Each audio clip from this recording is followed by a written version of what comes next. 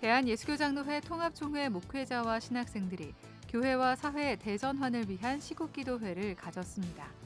탄핵 정국 속에서 교회 이름으로 혐오를 주장하고 폭력을 선동하는 집단들을 이단으로 규정해야 한다고 촉구하는 목소리가 나왔습니다. 예수 그리스도의 고난을 묵상하며 절제를 실천하는 사순절이 다가오고 있습니다. 한국기독교장로회 총회와 기독교 환경단체들은 사순절 기간 동안 탄소 금식을 통해 고통받는 하나님의 창조 세계를 돌아보며 기후위기 대응에 동참해 줄 것을 요청했습니다. 기독교 문화예술인들이 한자리에 모여 비전을 나누고 영적 충전의 시간을 갖는 아티스트 게더링 현장을 취재했습니다. 전 세계 선교지 소식을 전하는 미션 리포트에선 3년째 이어진 전쟁으로 고통을 겪고 있는 우크라이나 소식을 들어봅니다.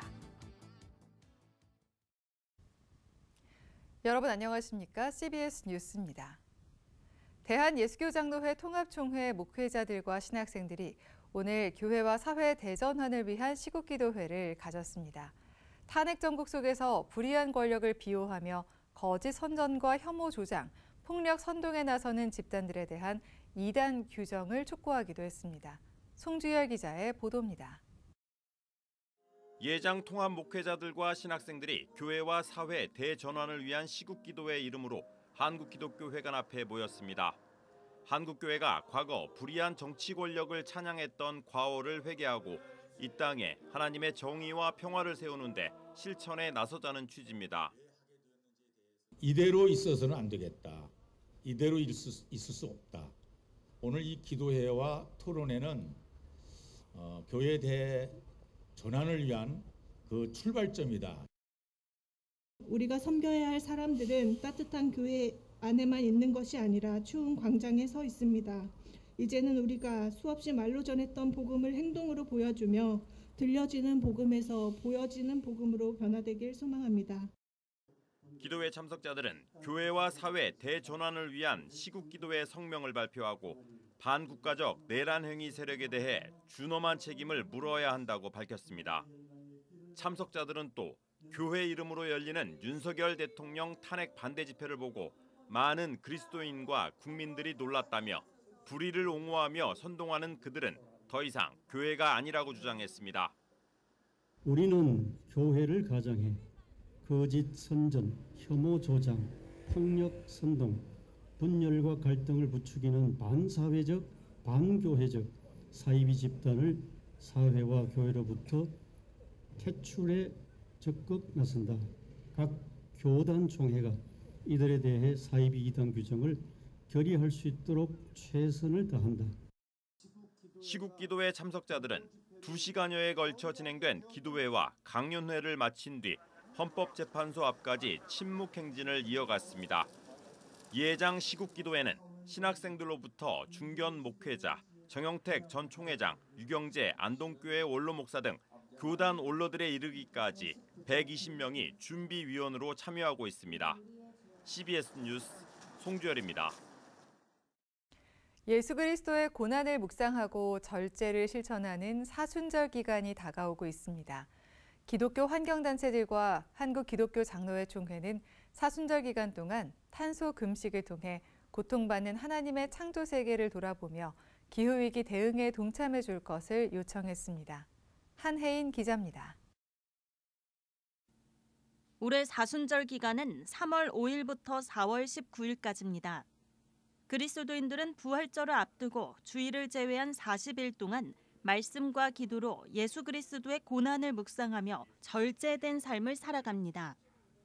하나님의 창조 세계가 인간의 탐욕으로 고통을 겪는 시대, 기독교 환경교육센터 산림은 사순절 기간 동안 탄소 금식에 동참할 것을 제안했습니다. 예수님이 고난받으신 그 의미를 깊이 묵상할 때에 주님께서 이 땅에서 지금 바라보고 아파하실 그 창조 세계가 얼마나 고통받고 있는지, 또 그것이 무엇으로 인해서 고통받고 있는지를 잘 깨달아서 그들의 고통을 덜어낼 수 있는 그런 사순절이 될 수 있었으면 좋겠습니다. 분리배출 규칙 숙지하기, 중고장터나 나눔장터 참여하기, 친환경 제품 사용하고 경험 나누기 등이 실천 과제입니다.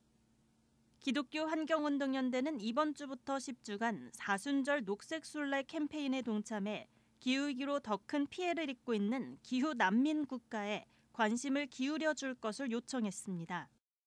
몽골 같은 국가들의 기후 난민들을 돌보고 그들의 삶을 회복해야 될 때입니다. 그래서 이번 기완연 사순절 녹색 순례를 통하여서 그 기후 난민들을 좀 돌보고 기완연은 기후 생태 위기 가운데 맞는 사순절의 기도와 금식은 황폐해진 창조 세계를 생명으로 풍성한 하나님의 창조 세계로 가꾸는 일이어야 한다고 말했습니다. 그러면서 몽골 사막화를 막기 위해 펼치고 있는 기완연의 몽골 은총의 숲 조성 활동에도 기도와 관심을 당부했습니다. 한국 기독교 장로회 총회는 TV와 디지털 금식을 제안했습니다. 다음 달 5일부터 8일까지 TV를 끄고 기후위기 관련 책을 읽으며 소비 지향적인 각자의 삶의 방식을 회개하자고 제안했습니다. 2주차는 플라스틱 금식, 3주차는 식생활 금식 주간으로 정했습니다. 의생활부터 에너지 사용, 우리의 소비 습관에 대해 돌아보고 텃밭 가꾸기나 종이 사용 최소화 등의 실천을 통해 탄소 흡수원을 만드는 방안을 고민해 볼 수 있도록 했습니다. 기장총회는 사순절 기간 동안 기장교회 성도들이 경건과 절제로 탄소 금식을 실천해 기후위기 극복과 창조 세계의 온전성 회복에 힘쓰길 바란다고 말했습니다. CBS 뉴스 한혜인입니다. 기독교 문화예술인들이 함께 모여 비전을 나누고 영적 쉼과 채움을 얻는 자리, 아티스트 게더링이 어제까지 사흘 동안 경기도 광주 소망수양관에서 열렸습니다. CCM 가수 등 음악인들은 물론 기독 미술가들이 참여해 기독 문화예술인으로서 선교적 사명을 함께 나눴습니다. 천수연 기자입니다.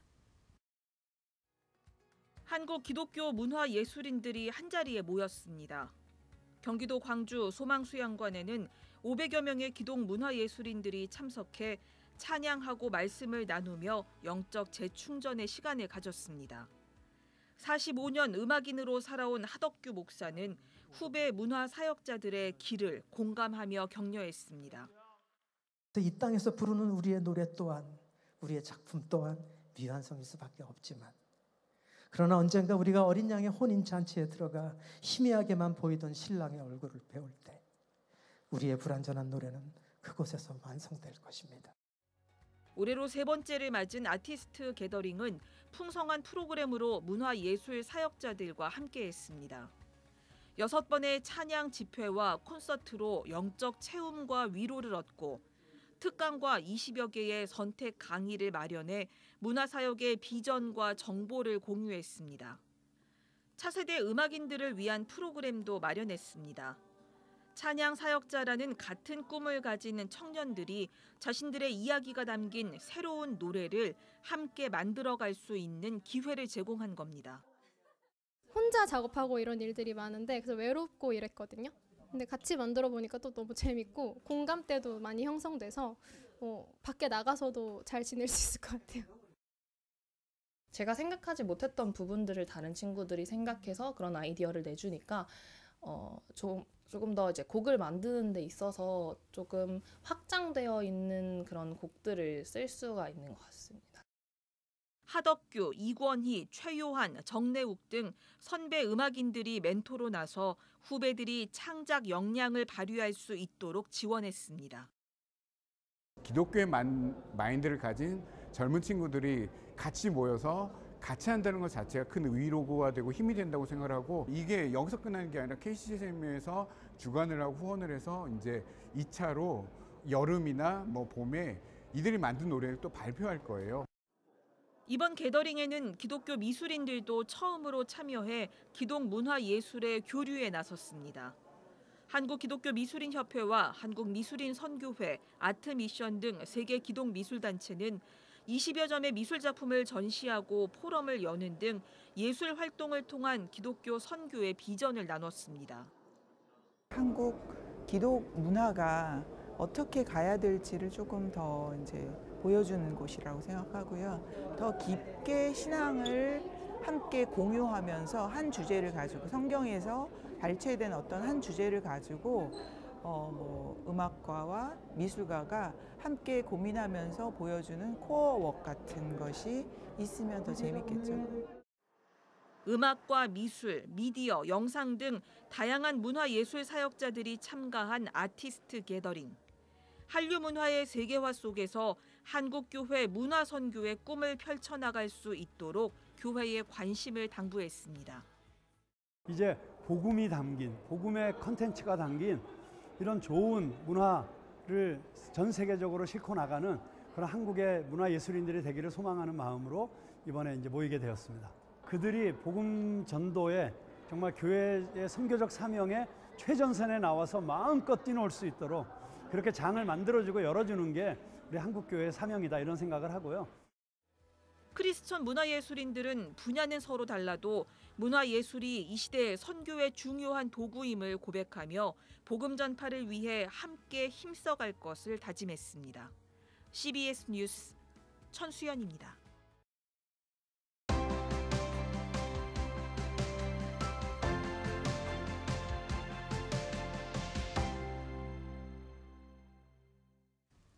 전 세계 선교지 소식을 전하는 미션 리포트. 오늘은 며칠 뒤엔 전쟁 3주년을 맞게 되는 우크라이나의 소식을 살펴봅니다. 지난 3년 동안 최소 15만 명 이상이 사망하고 1,000만 명이 넘는 피난민이 발생하는 등 전쟁의 상흔이 매우 깊은 상황인데요. 어려움 속에서도 흩어진 난민 공동체를 중심으로 교회 사역은 이어지고 있습니다. 전만규 선교사가 전해드립니다. 우크라이나 전쟁이 지난 2022년 2월에 시작한 이후 오늘로써 1093일을 넘어서고 있습니다. 러시아가 점령한 우크라이나 영토는 전 국토의 약 18% 정도 되는데 이는 한반도의 절반 정도의 크기임을 볼 수 있습니다. 영토를 잃은 것도 가슴 아픈 사실인데 이보다 더 고통스러운 것은 고향과 가족을 잃고 그들 마음에 잊을 수 없는 상처가 남아있다는 것입니다. 수많은 군인들이 장애를 입은 군인들이 이쪽 서쪽으로 많이 몰려와서 병원에 가득 차 있고 병원마다 군인들이 많이 있습니다. 또 한 교회 집사님 같은 경우는 전쟁터에 가서 총상을 입고 완전히 제대한 그런 형도도 있고요. 그런 것을 볼 때 전쟁이 참 치열하구나 그런 것을 볼 수 있죠. 저희는 작은 시골에 살고 있는데 거의 일주일에 한 번씩은 장례가 계속 치러지고 있는 가운데 있습니다. 그러니까 계속 사람들은 죽어나가고 있고 무덤 자리가 부족할 정도로 계속 무덤이 만들어지고 있죠. 전쟁이 멈춰질 기미는 조금도 보이지 않고 있으며 전쟁이 길어지면서 우크라이나 국민들뿐만 아니라 주변 국가들은 많이 지친 가운데 있습니다. 하지만 우리 한국 교회가 지금까지 관심과 기도를 그리고 사랑을 보내주셨기 때문에 우크라이나를 향한 주님의 뜻이 조금씩 진전되는 중에 있음을 볼 수 있습니다. 전쟁 발발 직후부터 현재까지 우크라이나 서쪽 지역에 위치한 많은 교회들은 난민들을 영접하면서 그들을 향한 긍휼의 손길을 아끼지 않고 있습니다. 제가 목격한 것은 현지 교회들이 끊임없는 사랑의 섬김을 통해 난민들이 점차 주님을 만나며 회복되고 있다는 것입니다. 저희가 섬기는 교회에서는 4인 가족이 살 수 있는 컨테이너를 설치하여 80여 명이 거주하고 있으며 매일 400여 명의 교회 주변에 흩어져 살고 있는 난민들에게 음식과 샤워할 수 있는 공간을 제공하고 있습니다.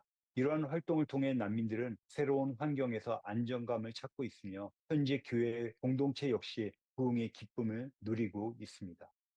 한편 헝가리, 폴란드, 슬로바키아, 루마니아 등 인접 국가들의 교회들은 구호품을 우크라이나로 직접 전달하였고 예배 장소를 난민 캠프로 전환하였으며 수많은 교회들은 교인들의 가정을 개방하여 난민들을 수용하였습니다. 그리고 유럽으로 간 난민들은 그곳에서 작은 모임을 갖기 시작하였고 그들을 통해 유럽의 교회들 안에 복음을 향한 새로운 움직임이 싹트고 있음을 볼 수 있었습니다. 각 나라에 흩어진 난민들은 그 나라의 언어를 습득하게 되면서 자신들만의 예배를 넘어 이제는 거리로 나와 그 나라 언어로 복음을 전하는 증인이 됐다는 것입니다. 폴란드 바르샤바를 보더라도 매 주일마다 거리에서 폴란드어로 복음을 전하는 우크라이나 교회를 볼 수 있었습니다. 독일 드레스덴에서는 한 난민 가족으로 된 모임이 지금은 아름다운 난민들의 예배 공동체로 서게 됨을 보았습니다. 슬로바키아의 각 도시마다 우크라이나인들은 현지 교회와 연합하여 함께 예배를 드리며 전도하고 있습니다. 슬로베니아에서는 난민 기독 청년들이 모여 그 나라의 복음화를 위하여 고민하며 기도하더군요. 그냥 거의 이렇게 먹구름이 쫙 내려앉은 듯한 그런 분위기였던 유럽의 교회들이 우크라이나 그 복음의 증인들을 통해서 다시 한번 일어나는 그런 모습들을 저희는 목격했습니다. 우크라이나에 일어난 전쟁은 정말 고통스러운 일이며 슬픈 일입니다. 하지만 분명 유럽의 잃어버린 영혼들을 다시 복음 앞에 세우시고 온 열방 가운데 부흥을 일으키시는 주님의 손길을 저는 교회의 연합을 통하여 볼 수 있었습니다. 하루속히 전쟁의 종식이 이루어지며 고통스러운 전쟁 상황 속에서도 성도들의 믿음이 진리 안에서 더욱 견고하게 하여 주옵소서. 두 번째로는 유럽에 흩어져 있는 정착한 난민들을 주님께서 마음껏 사용하셔서 유럽 땅 가운데 더욱 큰 부흥을 허락하여 주옵소서. 세 번째는 이 전쟁으로 가족과 집과 고향을 잃은 그런 아픔들이 있는 줄 압니다. 이상한 가족들의 아픔들, 고통들을 주님께서 위로하시고 또 십자가 복음으로 그들을 회복시켜 주시며 특히 우크라이나 땅 가운데 평화를 허락하여 주옵소서. 마지막으로 그리스도의 한몸된 온 열방의 교회가 우크라이나를 위해 지속적인 관심과 기도와 사랑의 지원을 아끼지 않게 하시며 쉬지 않는 기도로 열방을 운영하게 하옵소서. 이렇게 기도를 부탁드립니다. 우크라이나의 전만규 선교사였습니다. 감사합니다.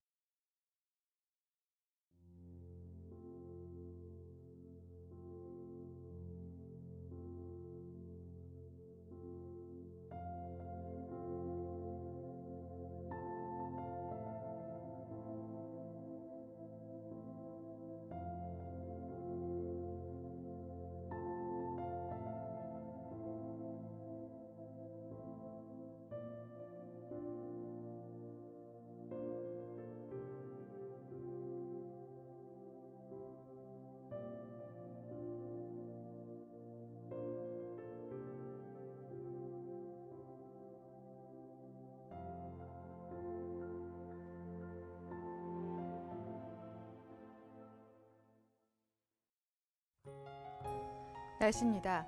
내일도 영하권 강추위가 이어지겠습니다. 내일 새벽부터 아침 사이 충남 서해안과 전라서 해안, 제주도 산지에는 0.1cm 미만의 눈이 날리는 곳이 있겠습니다.